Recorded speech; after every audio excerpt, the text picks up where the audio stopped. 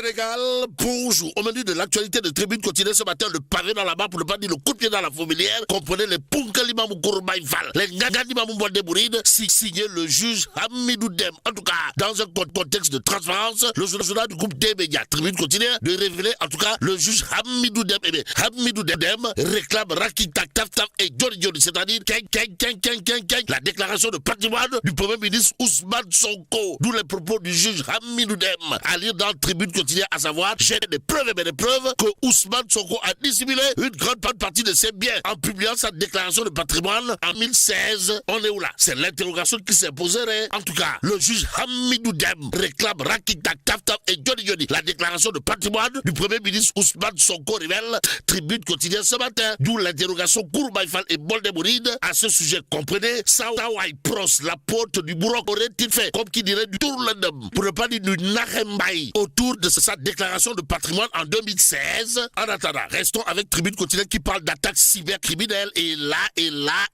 la direction de l'automatisation du fichier Minibise, informe Tribune quotidienne, tout en notant que la DAF parle d'incidents, tandis que les demandeurs de pièces d'identification inquiets pour l'instant. Tribune quotidienne de renseigner le service de production des cartes nationales d'identité momentanément suspendu. Et comme le temps ne peut en aucun cas suspendre son vol, toutes les dispositions sont prises pour rétablir la situation dans les meilleurs délais. Voilà ce qu'a dit à haute et intelligible voix la DAF du livre Tribune quotidien. Cependant, le Témoin quotidien à ce sujet d'indiquer cyberattaque à la DAF, l'État touché au cœur, et avec le cœur gros, qu'il convenait de lire la une de l'Observateur, l'Obs, le quotidien du groupe Futur Média, de révéler en tout cas cyberattaque, les coffres forts de la République volent en éclats. En tout cas, après la DAF Sénégal numérique visée par les hackers, renseigne l'Observateur l'Obs avant d'ajouter la thèse d'une action coordonnée et la piste malaisienne relevée. Ce que relève en tout cas le quotidien gravite toujours autour du piratage informatique. En tout cas, la DAF corrompue, c'est le titre du journal Avenir Communication. Et là, le quotidien de rappeler à qui veut et à qui ne veut le savoir, la production des cartes d'identité suspendue depuis 25 jours. Ce jour, le quotidien de noter une affaire qui rappelle les déboires de la DGID en octobre 2025,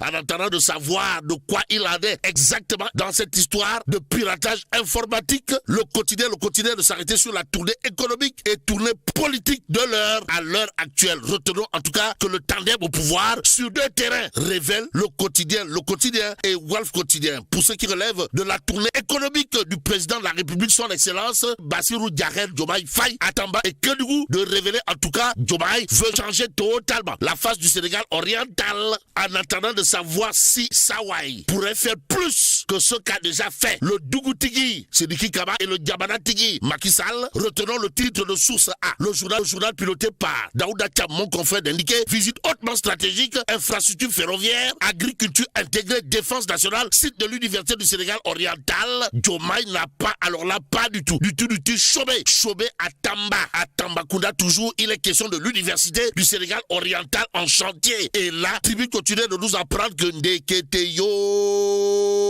Ndeketeyo, monsieur le président, son excellence Bassirou Diomaye Faye salue grandement l'engagement de Royal BTP et appelle à maintenir le rythme des travaux. En d'autres termes, Royal BTP Gongo. Voilà ce qu'a tenu à dire à haute intelligible voix monsieur le président, son excellence Bassirou Diomaye Faye, nous livre Tribune quotidienne ce matin. L'autre journal qui en parle, c'est l'évidence. À la une du quotidien en question, il a écrit Tamba, chantier de l'université du Sénégal oriental. Monsieur le président, son excellence Bassirou Diomaye Faye félicite le patron de Royal BTP. En tout cas, le patron de Royal BTP qui aura probablement de quoi faire du turpi, fait du moté. Si on en croit ce matin, l'évidence de toute évidence, la CDC est également à pied d'œuvre pour ce qui relève de la transparence et de la bonne gouvernance, d'après cette fois Direct News, le quotidien piloté par Pape Diogoy Faye, d'indiquer en tout cas lotissement de l'ancien aéroport de Yoff, commercialisation et viabilisation imminente des travaux. La CDC Habitat se déploie.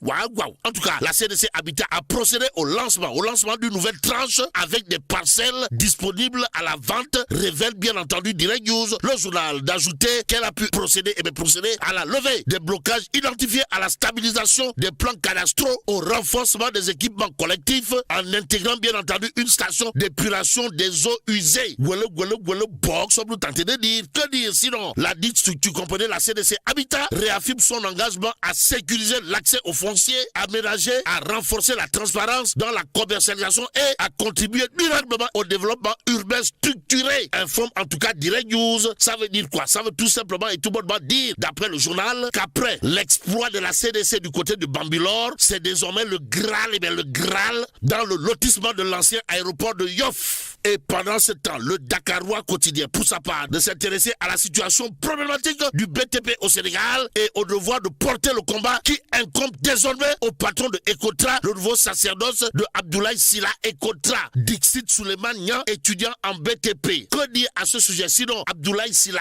Ecotra, porté au pinacle par un étudiant en BTP nommé Souleymane Niang, d'après le Dakarois quotidien ce matin. Ce matin, dans le journal Le Dakarois, on peut lire situation du BTP au Sénégal, un secteur en crise, l'engagement solitaire d'un acteur nommé Abdoulaye Sylla et l'appel à la responsabilité collective signé Souleymane Niang, étudiant en BTP.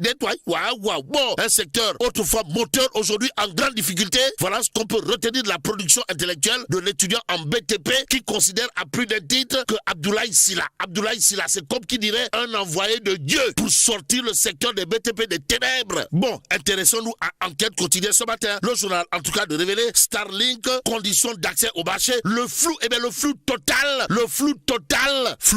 diam. Bon, retenons en tout cas le titre du point actu à ce sujet. Le journal d'indiquer des appels entrant 2011 à Starlink 2026, Diomaye et Abdoulaye Wade face à la même controverse. Controversée, la douane ne l'est pas. Alors là, pas du tout, d'après l'Indépendant quotidien. Le journal, en tout cas, de révéler à sa une, douane sénégalaise, engagement, vision, méthode et performance, le management hors pair de Babacar Mbaye. En tout cas, Babacar Nitkouba. Voilà ce qu'il a de dire à propos de monsieur le DG des douanes, si on en croit l'Indépendant. Le journal, en tout cas, de relever de l'homme, le leadership inspirant. Aussi, la vision stratégique claire de Babacar Mbaye. Informe bien entendu l'Indépendant quotidien avant d'ajouter une carrière bien remplie et des résultats exceptionnellement exceptionnels, en toute exceptionnalité dans l'exception. D'où notre intérêt de prendre en relief quotidien le journal, en tout cas de révéler, Babacar Mbaye imprime sa marque à la tête des douanes sénégalaises, la méthode d'un stratège au service des recettes nationales. Ça veut tout simplement et tout bonnement dire, d'après en relief quotidien, que l'homme de la situation du côté des douanes sénégalaises, c'est Babacar Mbaye.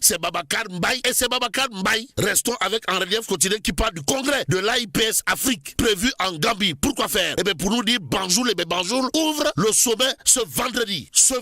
Réumi quotidien de s'intéresser à la CAN 2025, histoire de nous apprendre le procès des supporters sénégalais encore renvoyé au 12 février prochain. D'où notre intérêt de prendre cette fois le point actu. Le journal, en tout cas, de relever le soutien aux supporters sénégalais retenus au Maroc. Et là, c'est la Commission nationale des droits humains du Sénégal, dirigée par le professeur titulaire de classe exceptionnellement exceptionnelle, en toute exceptionnalité dans l'exception. Comprenez le professeur Absatou Sow Sidibé qui se mobilise. En tout cas, professeur Absatou Sow Sidibé a rencontré hier à Yaoundé Madame Amina Bouayak, présidente du CNDH du Maroc, renseigne en tout cas le point actu ce matin. Le journal, en tout cas, de nous renseigner que le professeur titulaire de chaire de classe exceptionnelle, Absatou Sow Sidibé, présidente du Comité national des droits humains du Sénégal, s'engage à faire le suivi de l'affaire qui la préoccupe sérieusement. En attendant, passons à Tribune Sport qui parle de menaces et de menaces de suspendre l'arène à cause de la violence. Et là, la lutte